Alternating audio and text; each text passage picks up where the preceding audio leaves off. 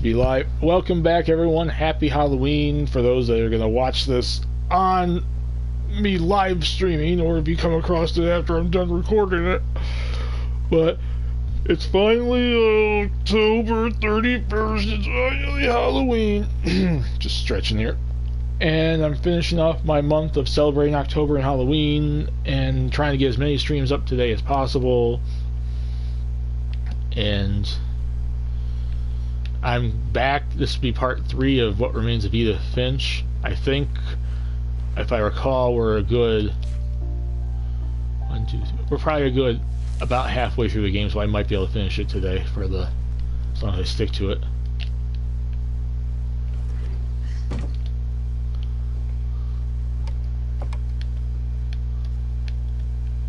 Because we just came off of finishing, I think, the Sam mission, the Sam memory. Sam, and then Walter before that. After Sam died, my mom and Edie got really close. They'd both lost a lot. Oh, next one's the baby. Next one is Gregory.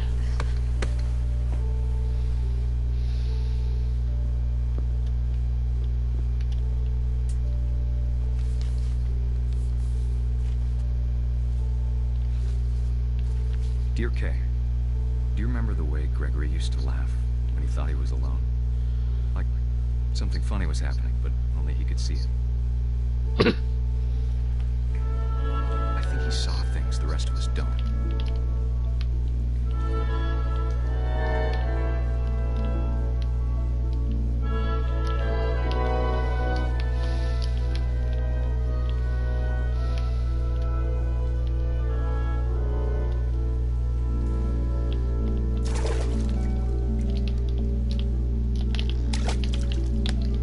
Get all these letters. Get all the letters in the water. There we go. Come over, Gregory. It's time to... Hold on, sweetie. Hello? Sam, I told you I don't want to talk right now. There we go. Got it. I wonder what he saw.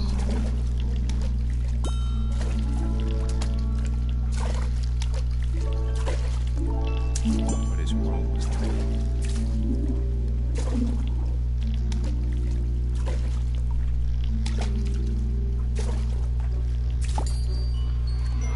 Reminded me so much of Captain. Lost in his imagination.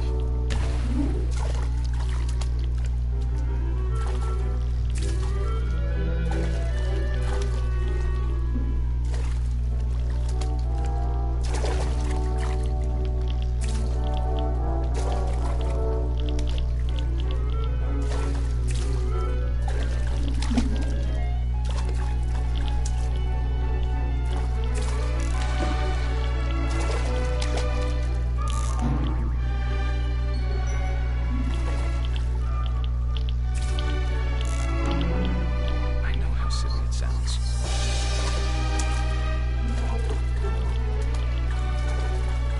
But I worried about a baby being too happy. I could feel him slipping away.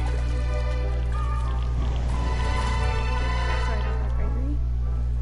I know you did everything you could. Maybe if I hadn't called that night.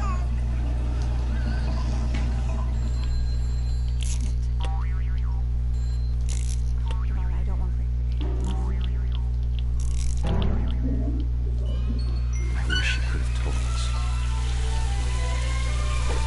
about the world he saw.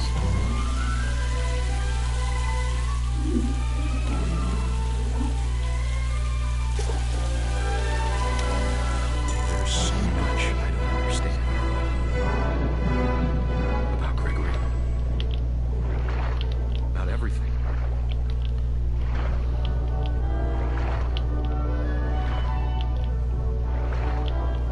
But I know what happened wasn't your fault.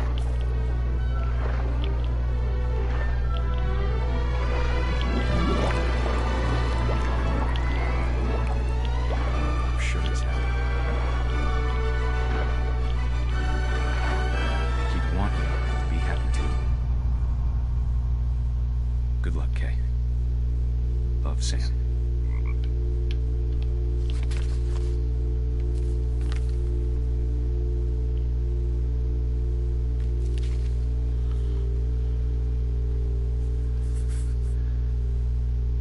He was only a year old, which is actually makes that even friggin' darker.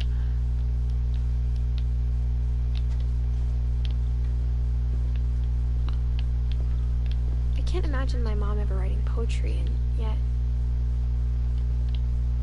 I'm trying to remember Gus. Oh, the wind. Oh, yeah. A poem for Gus, who always said the wedding was a bad idea. I remember Gus's story. He gets blown away in the wind. Our father never hit us kids, at least not very hard, before the day my brother said with teenage disregard that he'd be dead before he'd see a wedding in our yard.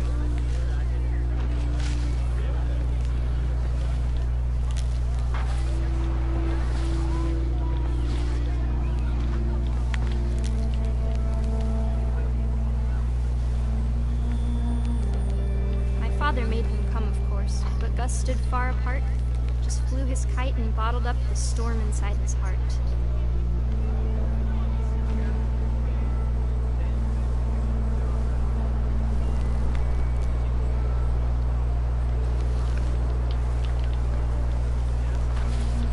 I tried to talk him out of it, but though he'd never met her, "We don't need a stepmom," were the words that I now pronounce you husband and wife.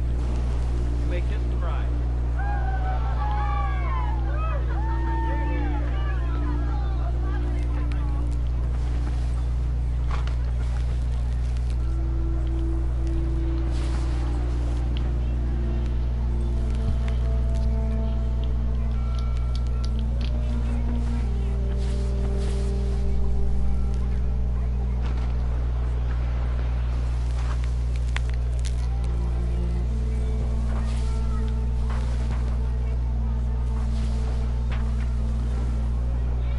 When the time for photos came, Dad ordered him to come here.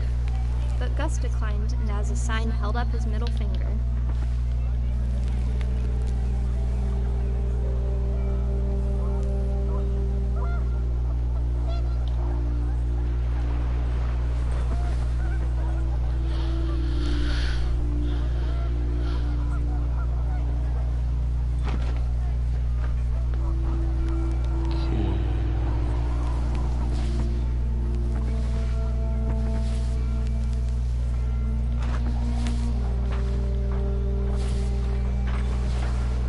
I can't remember what I have to do to get continue.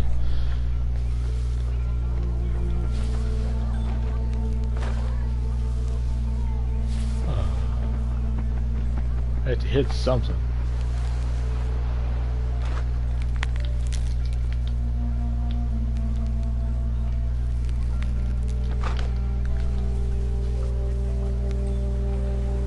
The wind picked up, and panicked geese appeared and quickly went. But all the humans did that day was go inside the tent.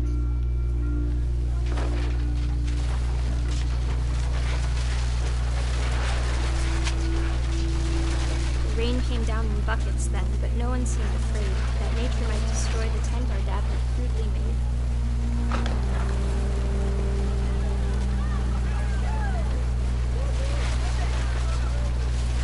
The thunder sounded much too close and full of angry power. But all my father said to this was, "Make the music louder."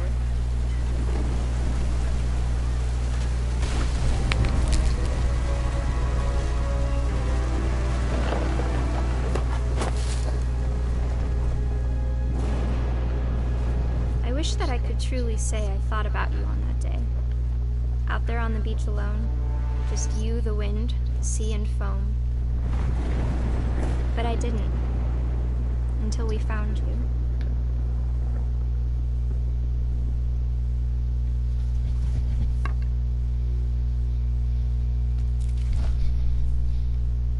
She never talked about him, but Mom told me once if I was a boy, they were going to name me Gus.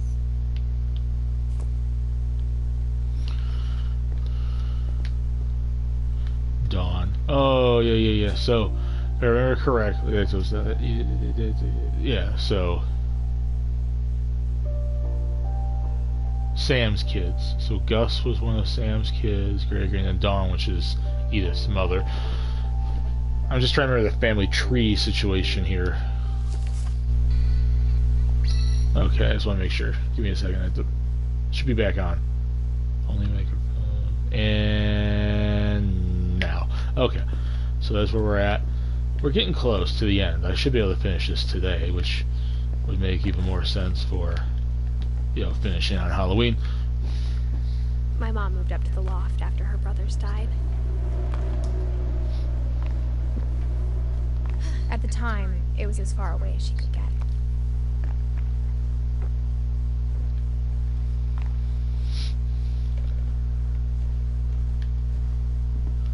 She spent a summer building houses in Calcutta, where she met my dad, Sanjay. Sanjay. Oh my god, look at the computer. That would be... Okay, given her age, it's pretty about 80s, 90s range. Yeah, makes sense. Religion was another thing my mom never talked about, but I think it helped her a lot after her dad died.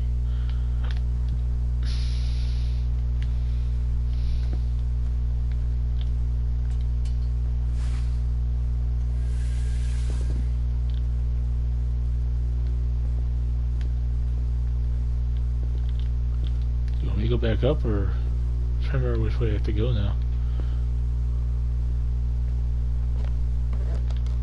I think I have to go back up, because I think I have to do something up there before I come back down. It's been a while since I played this game, so I'm entirely familiar.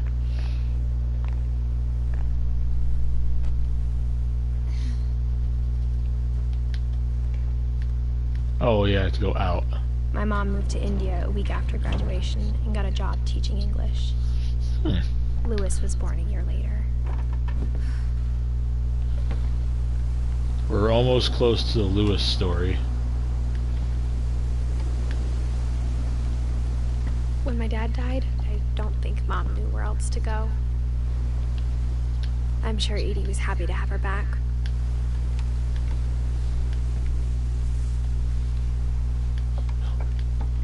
Edith. The house had to get a little bigger, but Edie was used to that. Oh, yeah, for the kids.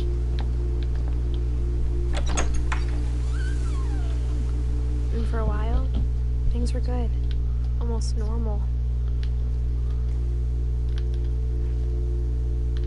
All the names of the family members. Lewis rules. But it didn't last.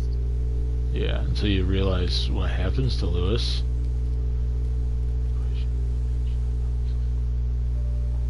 Hey, scientific method.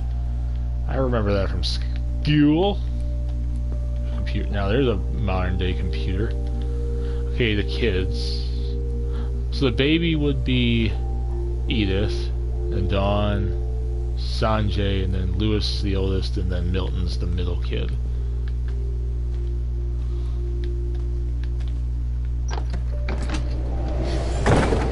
The beginning of the end was Milton's 10th birthday, when Edie gave him a castle.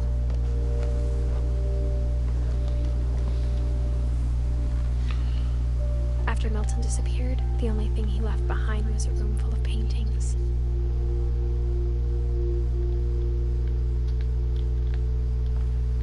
Okay, I'm trying to remember how many more of those I have to get.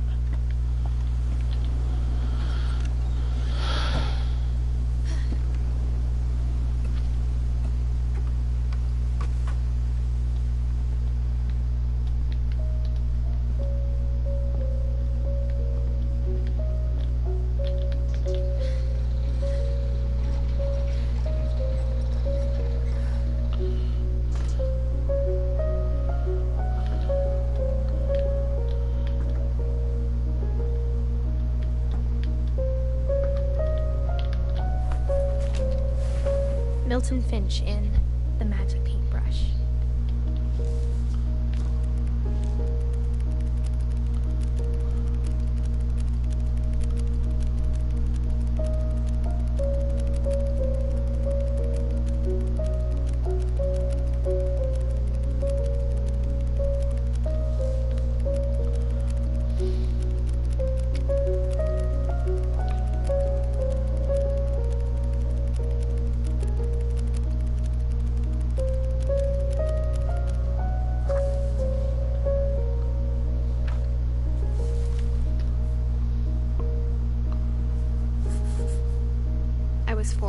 disappeared.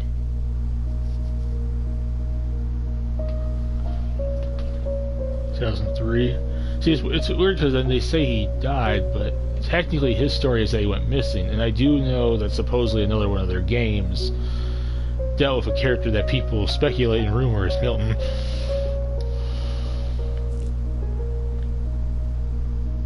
But Mr. Artist, yeah, I can relate. 92? He was okay, so he was born in 90. Yeah, he was born. That means he would have been 2 years younger than me.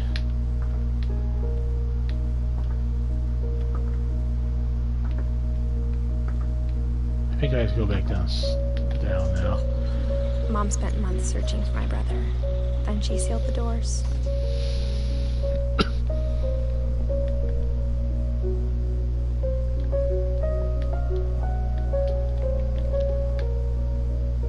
Oh, I can see that. I think I go... Whatever Milton had found in the house, Mom didn't want it getting out. Because now it's Lewis, I think, next. Yeah, you go upstairs now. Did I just go around for nothing? Yeah, I should be able to finish this because the only people I still have left to get a story for is Lewis and then Dawn.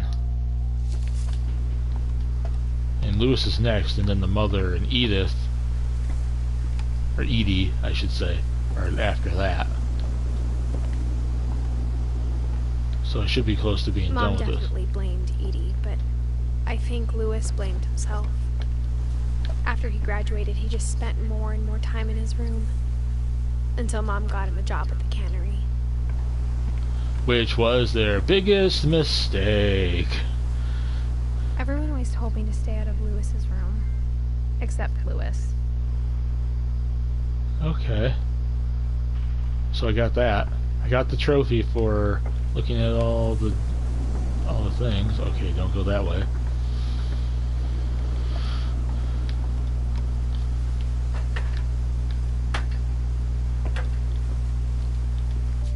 I'm trying to think now. Give me a second.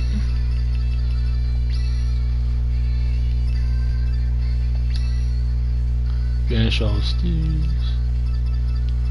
So pretty much just finish the game and then I can go back and do some of those remaining ones. Okay, well, I'm almost done. And one of them's finished the game anyways because it's the credits. Johan.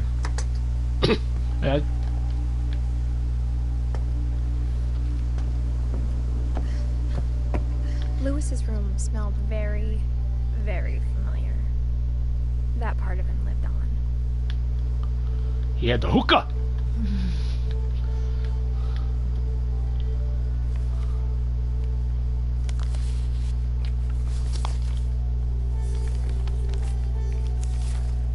Dear Mrs. Finch, as Lewis's psychiatrist, I can understand your desire for an explanation. As I see it, the trouble began in January, shortly after we convinced your son to seek treatment for substance abuse. Newly sober, I believe Lewis first noticed the monotony of his daily life.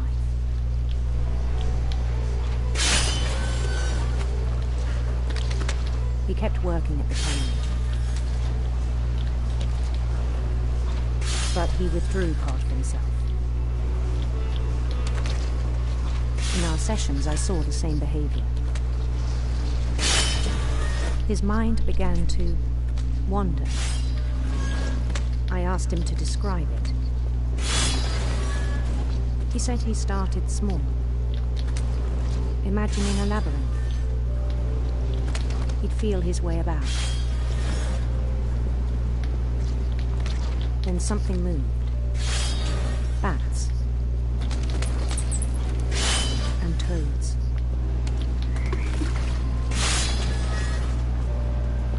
And things that have not names. He knew it was all in his head. But he took it very seriously. I had hoped he'd find himself.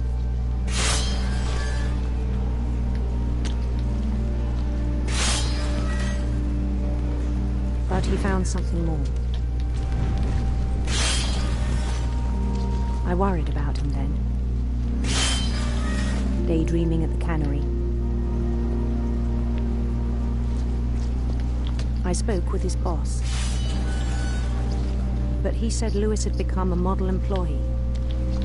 Methodical, tireless, focused.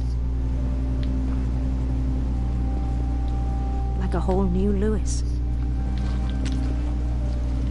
So I let him go on.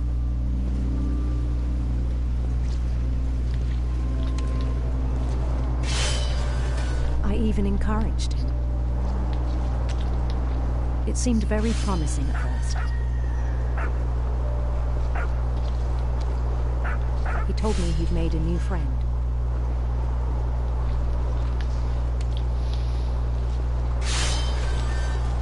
On the edge of a city he named Lewis Topia. He built the city up slowly, brick by brick. Then he made musicians.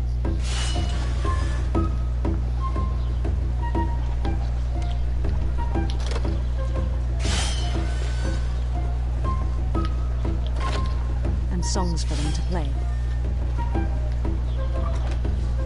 He talked about starting a band. And he was always humming something. Every day his imagination grew stronger.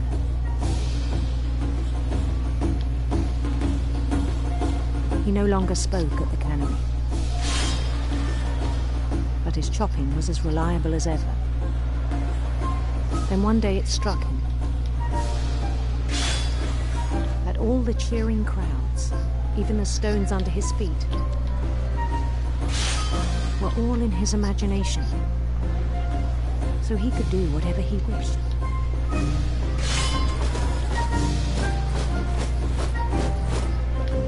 He held an election for mayor. And he won. They begged him to stay, but his mind was already wandering. It became a game for him.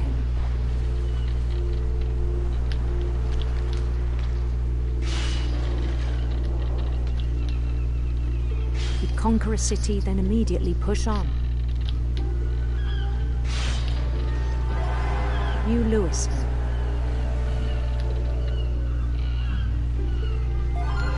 St. Louis.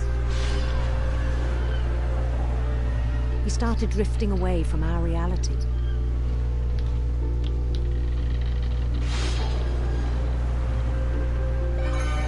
Minneapolis, until one day he forgot to go home from the cannery. Even as his mother pleaded with him, part of Lewis kept sailing on.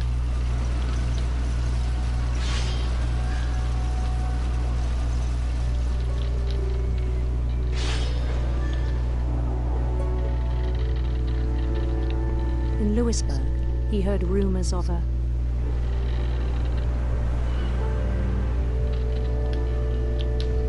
handsome queen.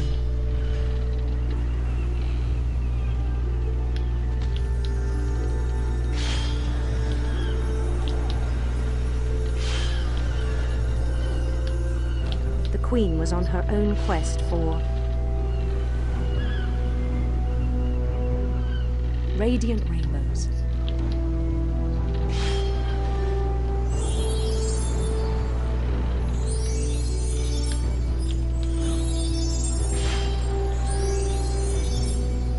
He followed the sound of her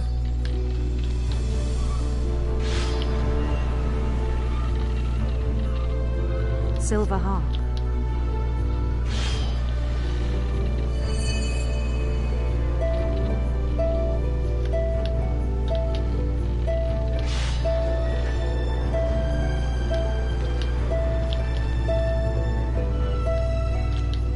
His chase led him to a golden palace east of the sun and west of the moon. Even then, his logic remained sound. He knew the world was all in his imagination.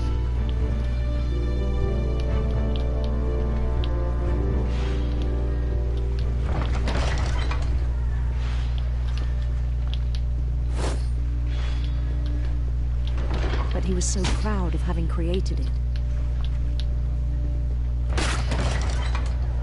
In his own eyes, he'd become something greater than a king.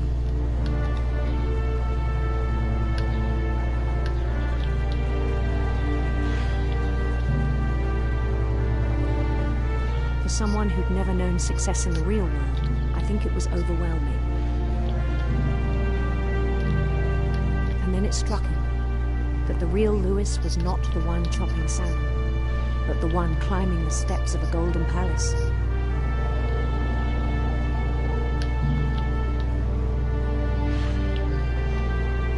My imagination is as real as my body, he told me.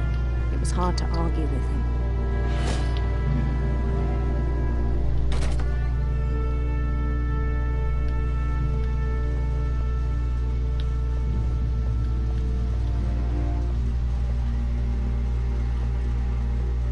We began to forget the world we know.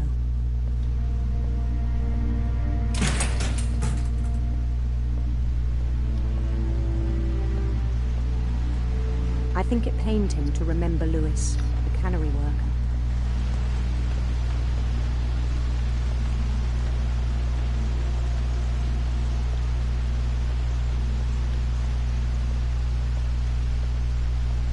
He began to despise the man with a royal contempt. Rabies.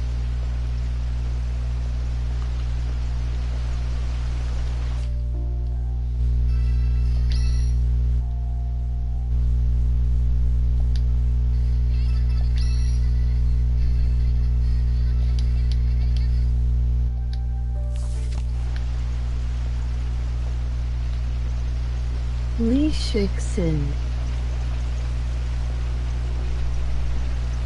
I still thought I could save him.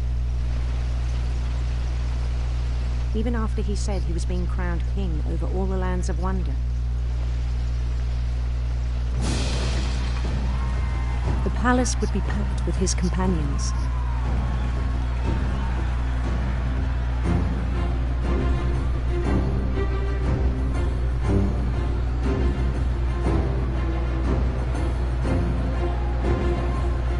Including the wise Calico who'd insisted on inviting him.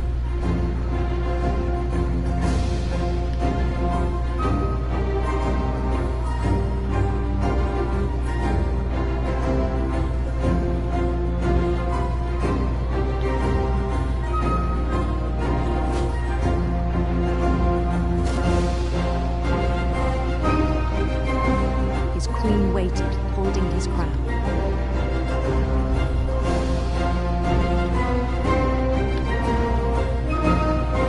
There was only one thing left to do.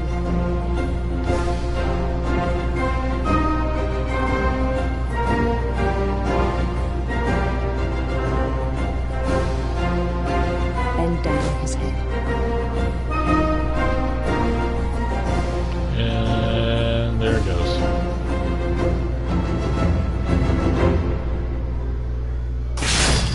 And the rest I think you know. Mrs. Finch, your son was a kind man who will be missed by all of us who knew him.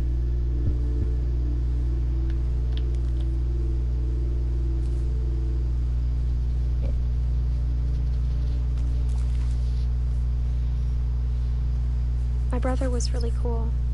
I wish you could have met him. And we're almost done. I think the last thing I have to do Lewis is... and I spent a lot of time playing games together, but he was surprisingly bad at them. He died a lot.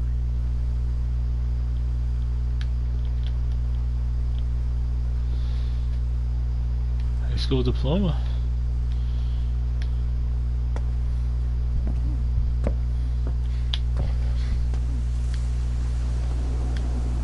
Yeah, trying to remember where I have to go now.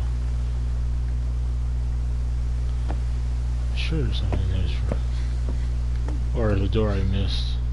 I have to go back to. Oh yeah, right here. Because I think there's only one more story I have to do and then done with the game. I think think it's just Dawn's now. On the way back from Lewis's funeral, my mom told me to start packing. She waited until the day before we left to tell Edie. Yeah.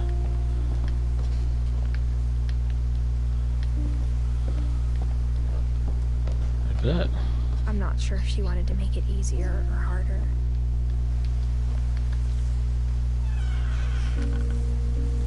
I wish we'd stayed.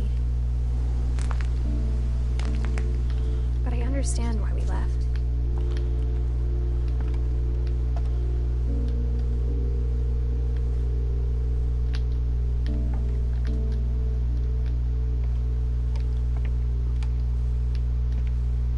My mom ended I up am leaving playing everything behind. spooky games today.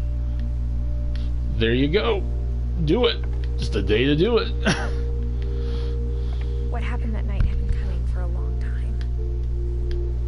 Maybe it should have come sooner. Once I'm done with this, I'm going to be getting back on the Resident Evil, so yeah, I'm with you on that.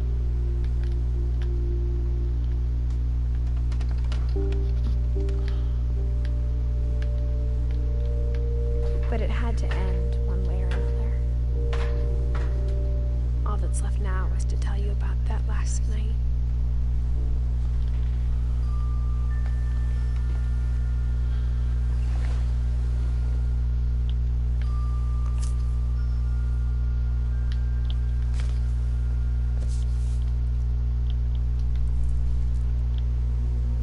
That whole last day, Edie just watched us pack and didn't say a word. Until supper, when she raised her glass and said, To our final night together, and all our final nights apart. Grandma, you know what I said about alcohol. Some of your medications are very Edith, specific. I left a present for you in the hallway. Why don't you go open it? The grown-ups have to argue now. I'm sorry, you're right. We're all leaving tomorrow. Let's just enjoy our last... I'm not leaving. Edith, you're excused.